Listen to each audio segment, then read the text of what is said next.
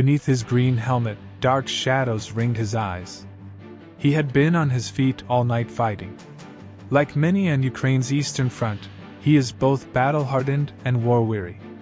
It's difficult. People don't get enough sleep. They are standing for 20 hours. The fight goes on around the clock. I can't say more, it's secret. But we can't go back. His unit, from the Ukraine's 35th Brigade, is part of the defense of Volodar. The name means gift of coal, and this prosperous mining town was once home to 15,000 people.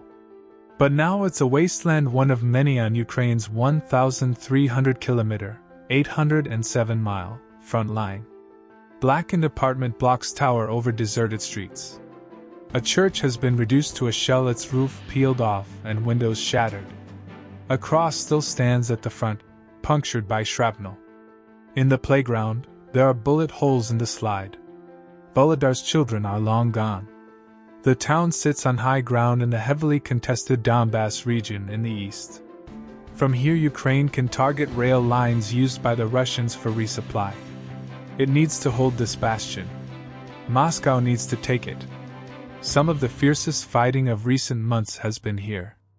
The front line is 1 kilometer away, said the commander, having to repeat himself over the rattle of heavy machine gun fire, this time outgoing.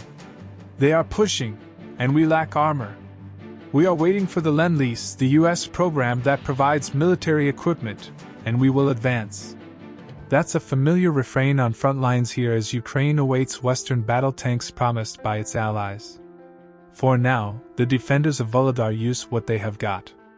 A few troops dart into position to target the enemy. They lob mortars and obscenities, then make a quick getaway, to avoid being targeted themselves. We move forward carefully to within 500 meters of the front line. The Russians have no line of sight. We are shielded by buildings. But suddenly there's a warning shout. We have to take cover at a wall. The troops have heard something overhead, possibly a Russian drone. That's our cue to pull back. The Russians may have eyes in the sky here and superior firepower, but critics back home are questioning their vision. A hapless Russian attempt to take the town earlier this month ended in heavy losses and humiliation. A column of tanks and armored vehicles headed straight for Ukrainian positions through minefields in full view on a flat plain. Ukraine stopped them in their tracks, much as it stopped an armored column approaching Kiev last year. If the Russians learned anything from that, it didn't show in Volodar. About 300 souls remain in this broken town without heat or light, frozen in place by age, clinging to their memories. Solace comes in the form of Ola Tkachenko, a jovial evangelical pastor in combat gear, who brings aid here twice a week. He arrives in the early morning, before the shelling reaches its peak. Soon his armored van attracts a queue of men and women bundled up in winter coats and hats. "Hang on," he says, as hands reach out for freshly baked bread. "It's 1 loaf for each person." Valentina, who is 73, quietly waits her turn. She's a slight figure, bent low over a walking stick, with a head torch around her neck. She tells us she has nowhere else to go.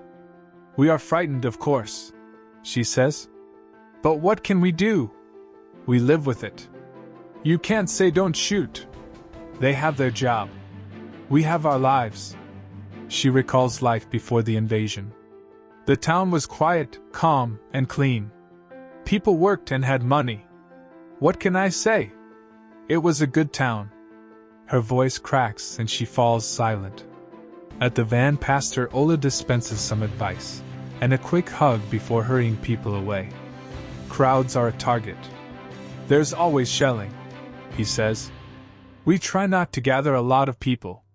We park carefully in the safest places, near the entrance to a building where people can take shelter. We help because it's a matter of life or death.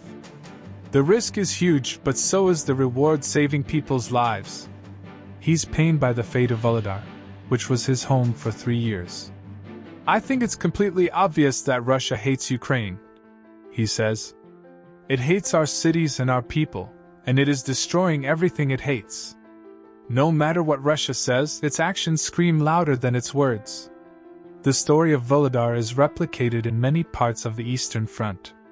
Ukraine is resisting, straining every sinew. The Russians are not winning, but they aren't giving up either. There is a cold hard truth on the front lines here. 1 year after his invasion, President Putin still holds almost a fifth of this vast country. Both sides have signaled that major offensives are coming. The coming months will be critical. For more updates, subscribe News Wise now.